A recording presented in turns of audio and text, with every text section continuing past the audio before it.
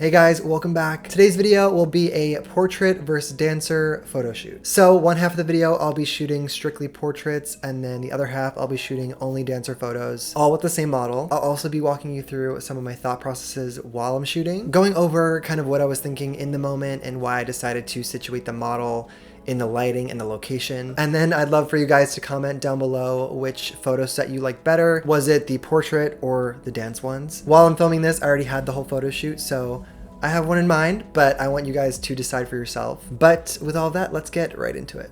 So first up is the portrait images, and for this specific concept, I'll be utilizing these different materials here. I love to play with light and texture, so I decided to put this palm leaf in the path of direct light. And because it can get a bit tricky if myself or the model is just holding the leaf, I decided to place it on this light stand so that it remains stationary. I also incorporated in this continuous sort of green turquoise light off to the side to add in a pop of color. Today I'm shooting with my Nikon Z7 II and my 35mm f1.4 lens attached. In terms of posing, I always aim to have the model move around slowly as they switch up their positioning. I found that this works way better than just choosing one singular pose. And also, me and Isabella work together all the time, so we've kind of just found a way that works for the both of us.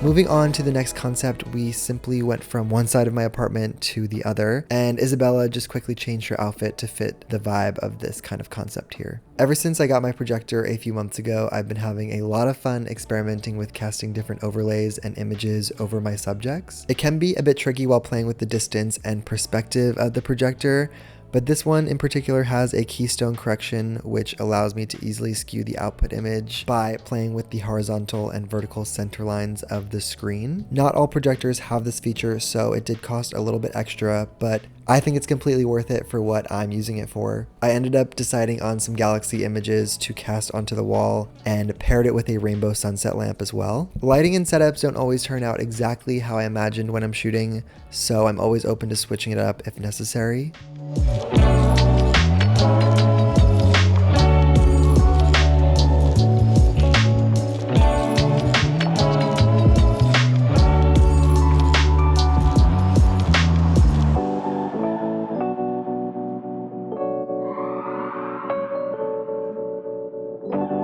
So at this point in the shoot, I ended up taking away the projector and adding in another sunset lamp. And the two of these together sort of created this little like Venn diagram almost look. I also added on a lens filter attachment. I felt like the Kaleidoscope FX filter really added to the overall look and feel of these photos.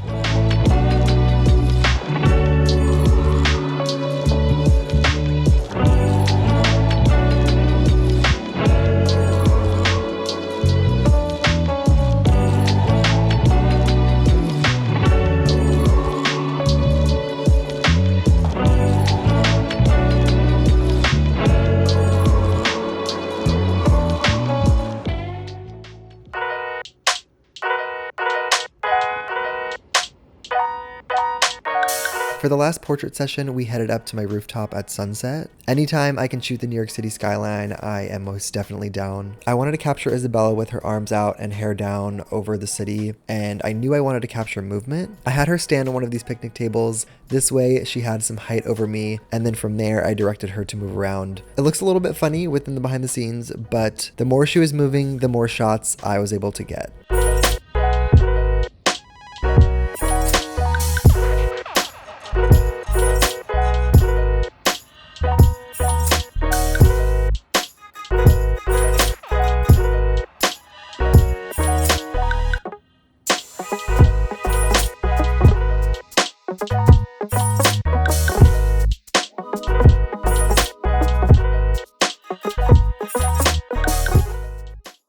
So that was the entirety of the portrait photos, so now we're going to move on to the dance ones. What jumped out to me about this next location was the architecture here. It seems sort of regal, and I thought that Isabella's point shoes and movement, of course, would complement it really well. Although it's always awesome running into a cool location, you definitely have to be mindful of the lighting if you're going to be relying on natural light. At this point, Isabella played around with a lot of different movements and poses, and I switched between my 35mm and 85mm f1.4 lenses.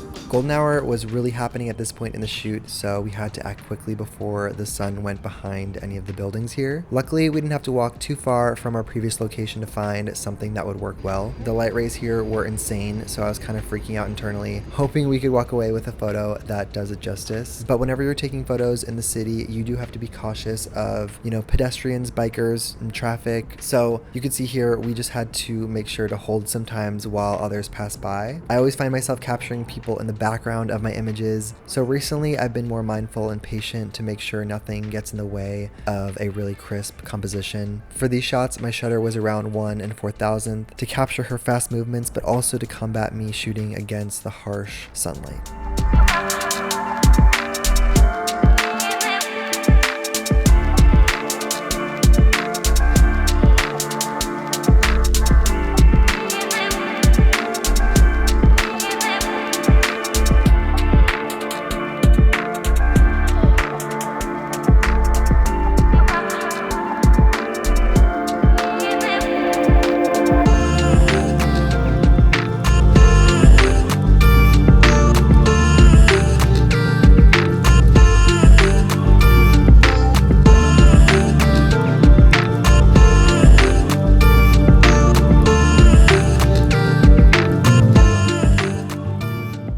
So there you have it. I hope you guys enjoyed all of the end result photos. I had a ton of fun shooting this. If you haven't already, once again, comment down below which set you preferred better. Was it the portrait photos or the dance photos? And as I always do, I'll be leaving links down below to the gear I used throughout this video, as well as my prints and my 2 photo books, Luminescence and Ultraviolet. They are still available if you're interested, and they ship internationally. Okay, I think that's pretty much it. If I forgot anything, check down there, links below. But with all of that, I will see you guys very soon. Bye.